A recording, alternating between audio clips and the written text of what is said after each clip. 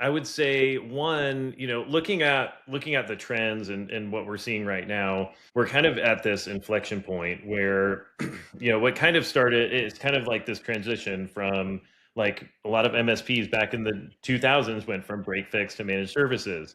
And then you had another transition into the cloud, and you kind of had to transform your business. And then we had another transition into security and compliance and that whole thing. And now it's kind of like we're seeing, okay, hey, we're gonna have to transform again into the era of AI. And so what we're starting to see is that the folks who have kind of been through all of those transitions, there's a lot of people who are like, yeah, I don't know if I have it in me to make that next transition. And starting to think about, okay, what would it look like to exit over the next 12 to 18 months to and to somebody who really wants to take that on and face that challenge. And so we're seeing a lot of that. We're seeing a lot of a lot of discussion around AI and what that actually is going to look like when it's all said and done in MSPs. The one thing that I'm really sure of is that the MSP needs to own the relationship. They already own the relationship in a lot of ways, but needs to also own the relationship around AI, because if you don't, somebody is going to come in who does, and they're going to be the one that